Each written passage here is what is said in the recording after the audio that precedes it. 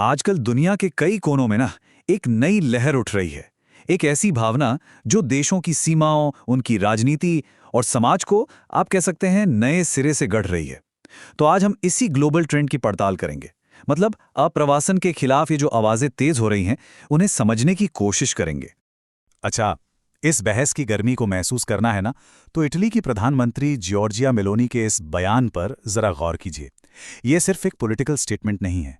ये एक ऐसी भाषा है जो प्रवासियों को एक खतरे की तरह पेश करती है। और इस तरह के शब्द दिखाते हैं कि ये मुद्दा कितना इमोशनल और पॉलिटिकली चार्ज हो चुका है, और कैसे ये भाषा लोगों की सोच पर असर डालती है। तो चलिए, इस कहानी के पहले हिस्से में चलते हैं। एक ऐसी दुनिया जहां नई दीवारें खड़ी हो रही हैं। और ये समझना बहुत जरूरी है कि ये जो भावना है ना, ये किसी एक देश या एक कॉन्टिनेंट तक ही सीमित नहीं है। नहीं, ये अब एक ग्लोबल फिनोमेना बन चुकी है। और ये भावना ना दुनिया भर में अलग अलग तरीकों से सामने आ रही है। जैसे अमेरिका को देखिए, वहां स्किल्ड प्रोफेशनल्स के लिए H-1B वीजा की फीस बढ़ा दी गई है। वहीं जापान में सांसेतो पार्टी जैसे ग्रुप्स इसे साइलेंट इन्वेजन या खामोश आक्रमण का नाम देकर पॉलिटिकल कैंपेन्स चला रहे हैं। और ऑस्ट्रेलिया में तो भारतीय प्रवासन के खिलाफ मार्च फॉर ऑस्ट्रेलिया जैसे प्रदर्शन भी हुए हैं। तो आप देख रहे हैं, ये सब एक ही ग्लोबल पैटर्न की अलग अलग तस्वीरें हैं। लेकिन सबसे बड़ा सवाल तो ये है कि आखिर ऐसा हो क्यों रहा है? वो कौन सी गहरी चिंताएं हैं जो इस भावना को हवा दे रही हैं? चलिए, अब इन कारणों की तह तक चलते हैं और इस पूरी चिंता के ताने बाने को समझने की कोशिश करते हैं। तो सबसे पहली और शायद सबसे गहरी वजह है आर्थिक तनाव। एक आम डर कि बाहर से आने वाले लोग यहाँ की नौकरियां ले लेंगे, सैलरी कम कर देंगे। और ये बहुत पावरफुल आइडिया है। इसी ने तो ब्रेक्जिट जैसे बड़े राजनीतिक बदलावों की नींव रखी थी, जहां बहुत से लोगों को लगा कि उनकी इकोनॉमिक सिक्योरिटी खतरे में है। अब आर्थिक चिंताओं के साथ साथ एक और डर काम करता है, और वो है अपनी पहचान खोने का डर। होता क्या है कि जब समाज तेजी से बदलता है, तो कुछ लोगों को लगने लगता है कि कहीं उनकी भाषा, उनकी परंपराएं, उनकी सदियों पुरानी पहचान धुंधली ना पड़ जाए। ये एक तरह की कल्चरल इनसिक्योरिटी है। और फिर इसी डर को राजनीति में अक्सर एक हथियार की तरह इस्तेमाल किया जाता है। कुछ नेता क्या करते हैं कि वो जनता के मन में बसे बेरोजगारी, क्राइम या सोशल वेलफेयर पर बोझ जैसे मुद्दों को उठाते हैं, और इन सभी समस्याओं के लिए प्रवासियों को जिम्मेदार ठहरा देते हैं। उन्हें एक आसान टारगेट बना दिया जाता है। ये वोट हासिल करने की एक बहुत जानी पहचानी स्ट्रैटेजी है। इन सबके अलावा सुरक्षा का सवाल भी एक बहुत बड़ा फैक्टर है। खासतौर पे 9/11 जैसी घटनाओं के बाद से माइग्रेशन को अक्सर illegal border crossing, organised crime और यहां तक कि आतंकवाद से भी जोड़कर देखा जाने लगा है। अब ये डर असली हो या ना हो, लेकिन ये पॉलिसीज पर असर जरूर डालता है। और आज के डिजिटल जमाने में इस आग में घी का काम करती है गलत जानकारी, मतलब मिस इन्फॉर्मेशन। सोशल मीडिया पर जो झूठी और भ्रामक कहानियां तेजी से फैलती हैं, वो जेनोफोबिया यानी विदेशियों से डर की भावना को और बढ़ा देती हैं। इससे एक ऐसा माहौल बन जाता है जो फैक्ट्स पर नहीं, बल्कि सिर्फ डर और इमोशंस पर टिका होता है। तो ये तो थे कारण, लेकिन जब कोई देश अपने दरवाजे बंद करना शुरू कर देता है, तो उसकी कीमत क्या होती है? चलिए, अब कहानी के उस हिस्से पर आते हैं जो इन पॉलिसीज के असली नतीजों को दिखाता है। बंद दरवाजों की असल कीमत। इसका एक जीता जागता उदाहरण ब्रिटेन के खेतों में देखा जा सकता है।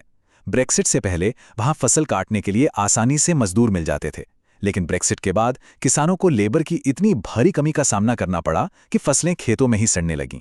ये रिस्ट्रिक्टिव पॉलिसीज का एक सीधा सीधा इकोनॉमिक इम्पैक्ट है। और यह असर सिर्फ खेतों तक ही सीमित नहीं रहता। ये किसी भी देश के इनोवेशन, उसकी आत्मा पर चोट करता है। जरा सोचिए इस बात को।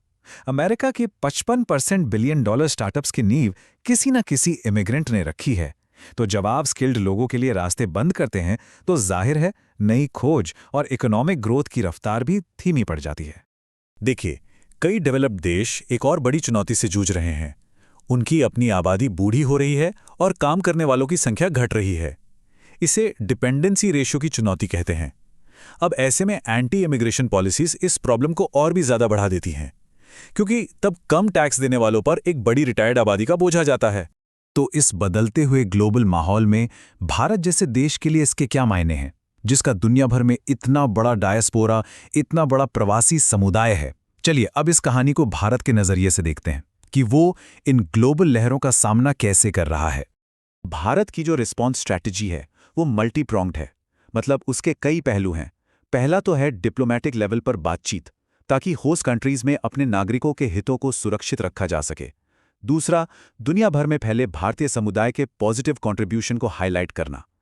तीसरा, देश के अंदर ही बेहतर मौके बनाना ताकि टैलेंट बाहर ना जाए। और चौथा, प्रवासियों के खिलाफ फैलाई जा रही गलत जानकारी का डटकर मुकाबला करना। तो अब हम इस चर्चा के अंतिम पड़ाव पर हैं। ये सारी बातें हमें एक बड़ी सच्चाई की ओर ले जाती हैं, और वो ये है कि हम एक ऐसी दुनिया में रहते हैं जो पहले से कहीं ज्यादा इंटरकनेक्टेड है।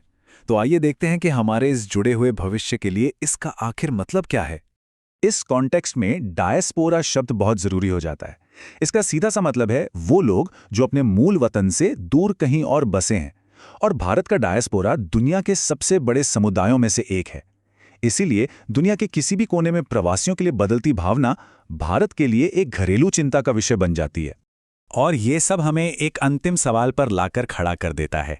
एक ऐसी दुनिया में जहां हमारी इकोनॉमीज, हमारे कल्चर और हमारा भविष्य एक दूसरे से इतने गहरे जुड़े हुए हैं, वहां एक दीवार खड़ी करने की असली कीमत क्या है? ये एक ऐसा सवाल है जिस पर हम सभी को सोचने की जरूरत है। अगर ये वीडियो आपको पसंद आया हो तो लाइक जरूर करें, शेयर करें उन दोस्तों के साथ जिन्हें यूपीएससी, लॉ या जनरल नॉलेज की तैयारी करनी है। और हाँ, सब्सक्राइब करें।